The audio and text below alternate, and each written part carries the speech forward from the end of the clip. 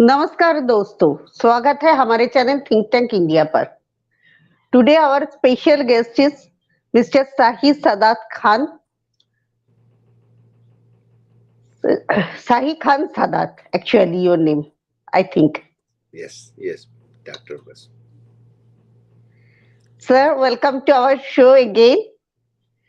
Today we are going to present our second episode of India-Pakistan relation for last 75 years.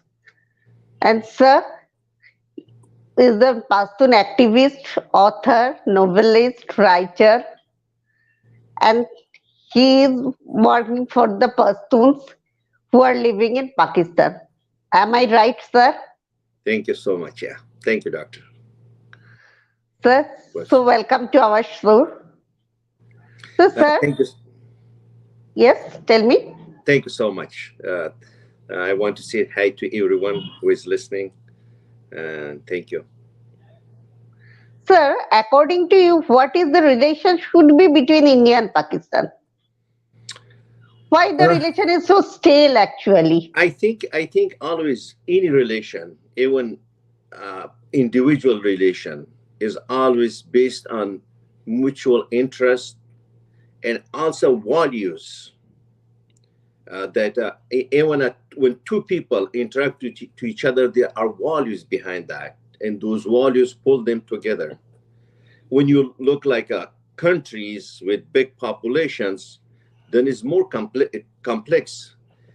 And when you see the value that are created since the creation of Pakistan, is all hatred, based on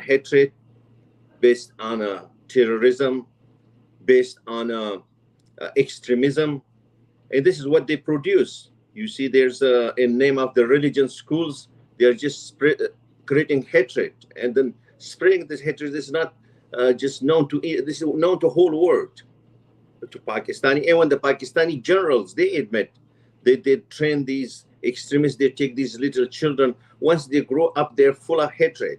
If they work, they become either military officer, they become whatever. So on the other hand, if you see in India, is a big democracy. You see their people are working to go to school, university. They want to educate their children. So the value is so apart from each other. So this create conflict. It's a nature conflict that is created.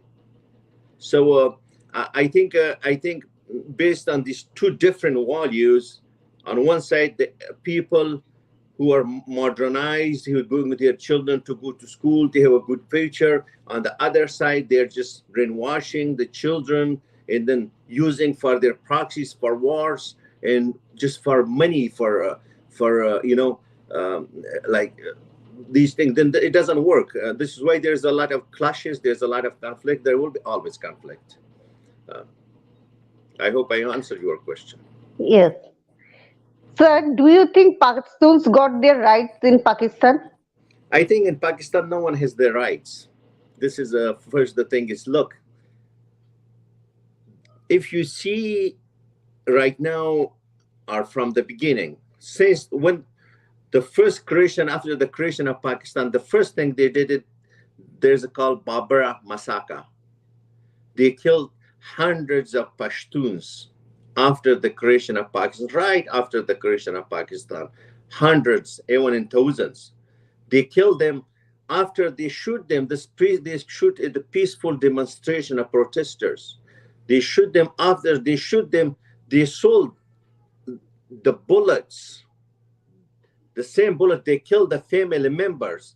They sold it back to the family. They said, "Hey, we this bullet we spent on your loved one we killed. Now you have to pay for that." And they had to pay the money for the bullets. So from the beginning till now, if you see, Pakistan is just Punjab. The rest, all these provinces, if it's Balochistan, right now, if you see Kashmir, Gilgit, Baltistan, they're just for exploitation. They're exploiting them. They're taking their resources. They're killing their people, and so on. What is the economic condition right now in Pakistan we are seeing? Do you Look, think Pakistan will default? Look, Pakistan has like a debt like 274 billions dollars right now. 274 billion dollars, a lot of, and no one will be able to give that much money. And this is impossible. They wouldn't get default. Pakistan is like right now we had like a in that like a like a higher, Pakistan. This is why everyone hire Pakistani army for do their dirty job. It's like a killer to hire to do a dirty job. This is the only thing right now they can do to survive. They are doing all these criminal activities. Yeah. So, do you think Pakistan will default or not? I think, like I said, no one will be able to provide that much money to Pakistan. No one will be able to help Pakistan that much. So this will be automatically default because the way part Pakistan took in the past, since the creation, and especially for the past 40 years, the creation created the path of destruction, not only for Pakistan, but for the whole region, for the whole neighborhood. It's become a headache. So they were creating, like we were talking earlier, the values. The values just they're creating like millions and millions. These children are they brainwashed in the madrasas. After them, what they become? They don't have like human resources to it. They don't produce engineers. They don't produce doctors. So they will automatically go to default. And beside the 247 billion dollars right now, who's going to give that much money? Do you think Pakistan education system is a good education system or it's a very bad education system? What do you think?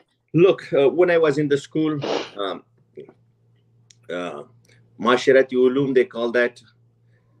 They're just, even in this book they're teaching, this history book, whatever, this full of hatred against, I mean, Hindu, Hindustan, India, full of hatred against, like, by the time you go, you create hatred towards Jews, toward Christians, toward others. And then the way, once you grow up, by the time you think, my whole problem is because of those people. So the way they brainwash is not just only for in madrasas.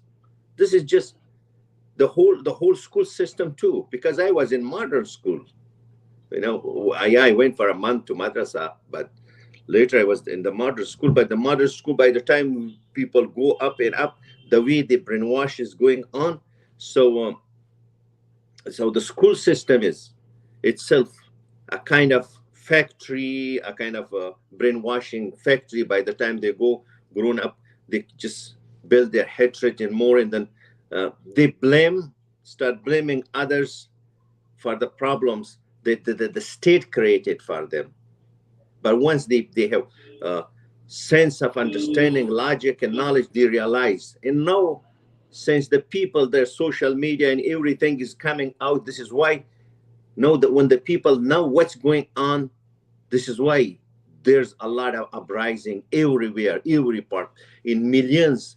Yesterday, millions of people in Waziristan was coming out in the street. But unfortunately, the international media, uh, uh, I don't know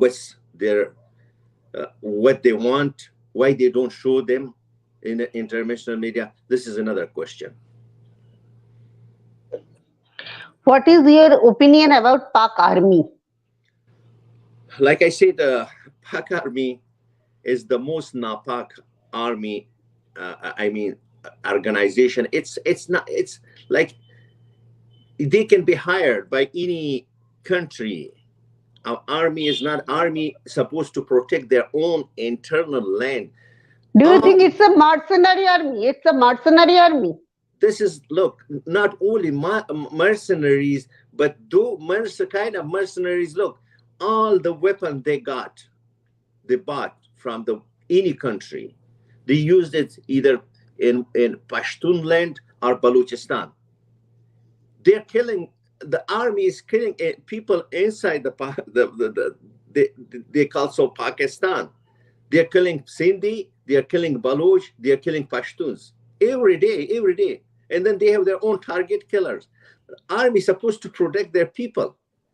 But if you see the Pak army at the end of the day, when you see these generals, they start talking about that. They're either living in Canada or Australia, in Ireland, big businesses, multi-billion-dollar businesses. They're living their lavish life. So everyone, this is why, like, the social media expose. They are also, don't you think they are also the hub of businessmen in Pak Army? What kind of businessmen? Hub of businessmen, actually, Pak Army is the hub of businessmen. Oh yeah, Evan, you know this Fauji meat factory, Fauji that's Fauji that's they have Evan. The interesting thing is the people, like the Pashtun people, they took everything from them, like mines, natural resources from Pashtun and Baluch. Then they had the only thing they had trucking companies, individual had trucks.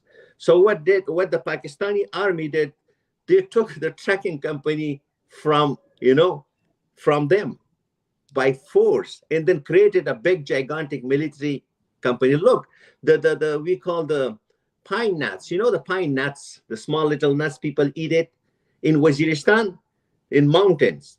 These people, they took everything, like I said. Then they would go to cut those, remove the nuts, and then send it to for making money for a livelihood. The army or took those pine trees, and they're doing this business. I mean, if you have in your backyard a tree that you cut the fruit and sell them, or seeds, and then someone come from outside and they want to do business and they want to take it. What kind of, I mean, business is a level. I wish they had if they had it, they wish they had a fair business, but they're just like gangs. It's not in one thing, it's the whole thing is messed up. Every country have its own army, but I think Pakistan army has its own country. Pakistan is I don't you think Pakistan is a sub society of Pak army? look, I tell everyone, Pakistan is a like a factory where in all the people are like slaves. They are slaves. They are working for the military establishment, and then once the military establishment make business of them, even they sell even their organs. I mean, the Baluch organs. Think about that. They're so greedy. There's no humans. At the end of the day, they move. Every day when they say Pak Zindabad, Pak Army Zindabad, the next day they're sitting next here with me in United States. I mean, they're all of them are in Fremont. I mean, I walked by, I saw their homes. These guys were with me in college, universities.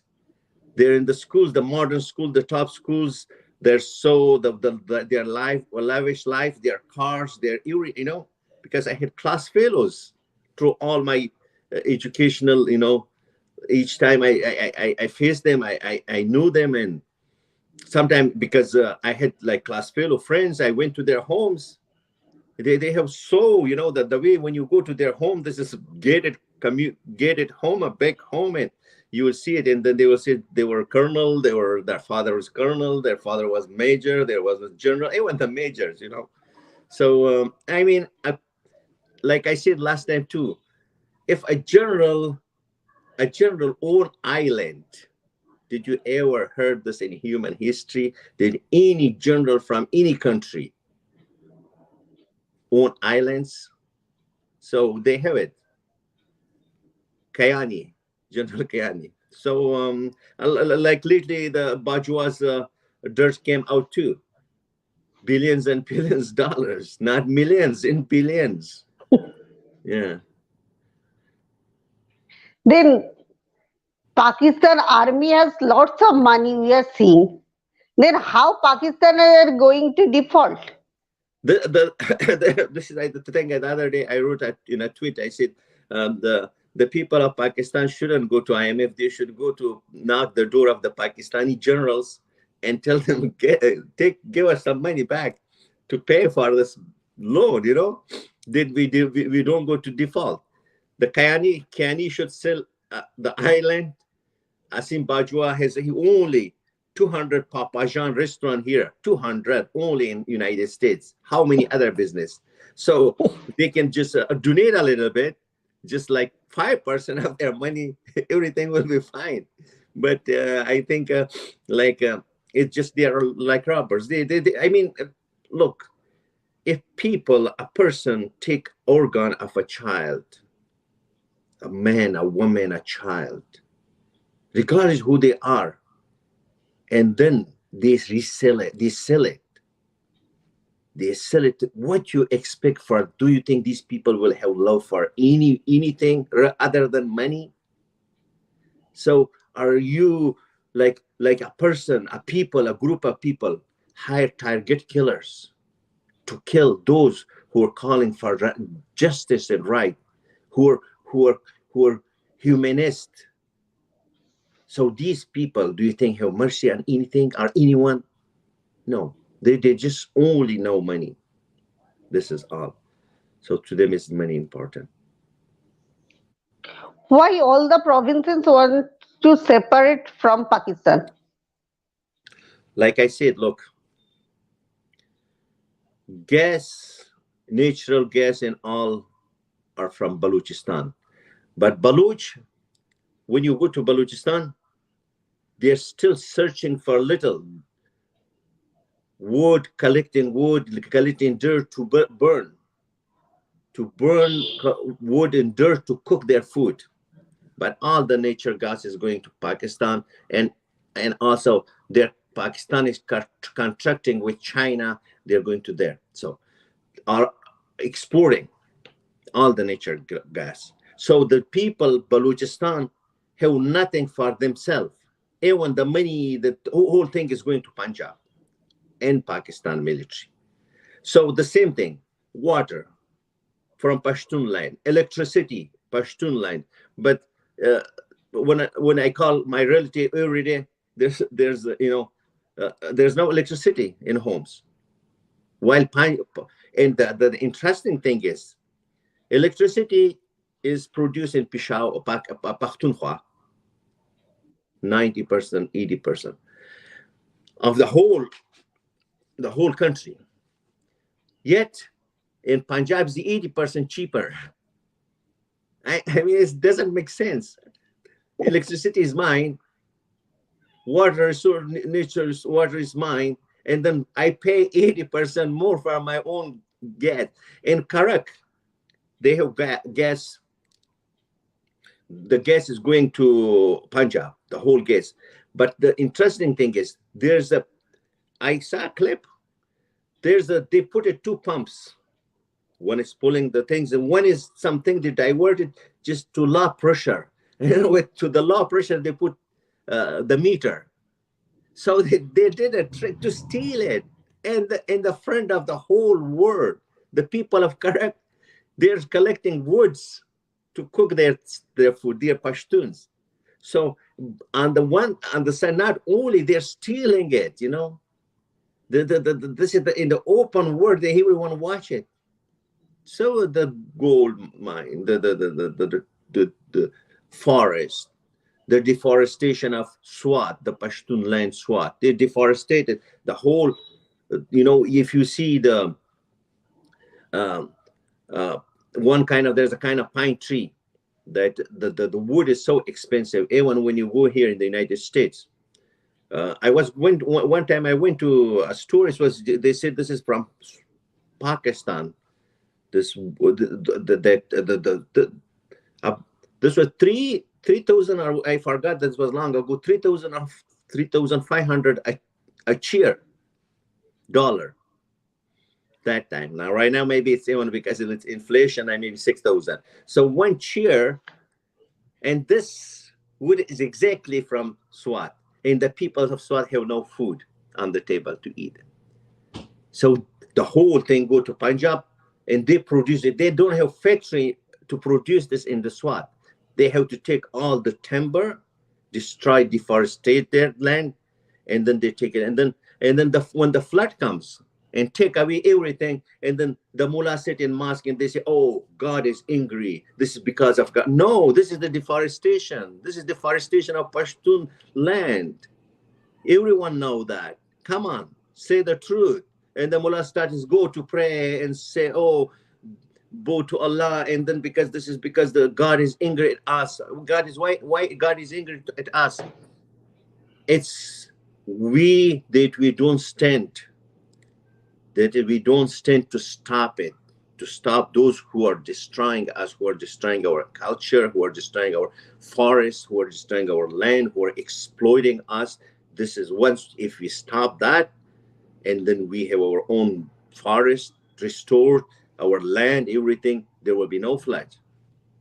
God is not cruel. Pakistan always says India is torturing the Kashmiris in Jammu and Kashmir.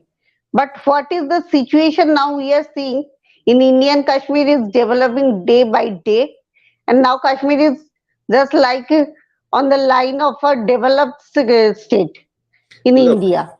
look, And in Pakistan Kashmir, what are we are seeing? What is the difference between Pakistani Kashmir and Indian Kashmir? look. The thing is, it's 21st century. I tell this to, because in Pakistan everyone knows. I just tell to the Indian, probably to those Indian who maybe believe the Pakistan. Let's say few of them are some, maybe some Muslim. I'm Muslim too, but let me tell them too. I asked you guys, look, first compare India to Pakistan. In 1 year, in few years, they killed 72,000 Pashtuns, millions of Afghans. They were all Muslim, destroyed their homes. The same thing to Balochistan, daily kidnapping, killing. They are all Muslim. And compared to India, did you they destroyed more than 1.5 million homes of Waziristani, destroyed it, bombed it, my brothers and sisters. And then they have, there's a camp, you can go in, you can do your research before you believe things, before somebody say things. We have to see, action is important than words. Look that thing. Coming back to compare Kashmir, India. I will just tell you Pakistan, India, because I know about that. And about Kashmir, other side, India, Kashmir side, India side, Kashmir, you can say about that. There's no university. There's not hospital. There's no, and then the Gilgit Baltistani daily, they find a human right activist killed, tortured, and prisoned. They're just using the slogan of Kashmir to create hatred towards India, to divert the attention from the robbery, from the like the bigger issue, from stealing.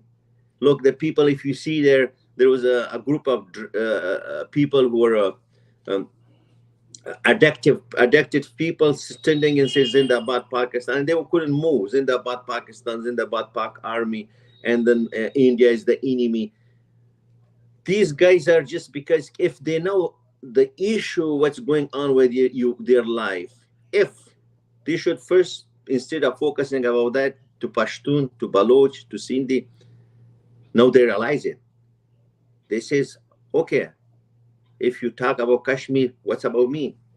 Why you're robbing me? Why you're killing me? Why you're taking my nature resources? Why you're destroying me? So what? So this is why the people realize this time, if you see always thousands of Pashtun will, because before the social media, they were called Jihad in India. These tribe men, I'm Pashtun too. These tribesmen will go towards India, dying for holy things, and Punjabi will be sitting behind. But this time, when they called, they said, "Shut up." Why? Now they realize it. The Pashtuns moments right now that they're going, they realize it. So wow, what's going on? This is this is exactly the difference between the India and this side. This side they're brainwashing. This brainwashing all that side. I see all engineer, doctors here. Um, they're when they come from India, either from Microsoft, they're so close. Silicon Valley is so close to me, but only when I see Pakistani, they're Punjabi military officers, son. They're yeah, they're educated them, but their own sons. They're engineers. They're working in high tech. But when you ask it, they say they are son of colonel, major. They're from Punjab. This is the difference. And for us, just madrasa. For us, they're telling after you die, you will have everything. Just forget that. This is not for you. This is for Pakistani. 72 hoods. Story of 72 hoods. I'm sorry. So story of 72 hoods. Yeah, they just this is the thing. Sir, what is your expectation from Modi ji and India? I think I have expectation from India, and not only from India, from the whole world, from those who did. The thing is, there's enough facts about Pakistan military establishment. They have to show it to the world. They have to put it. They have to support small channels. They have to create this This is today's war, hyper war. This is just 21st century war of media, war of information. As much you inform the world, inform the things about Pakistan, that much Pakistan, this military of Pakistan will go down, because that is supporting terrorism, that is exploiting people, they are destroying people. Just people need the information out.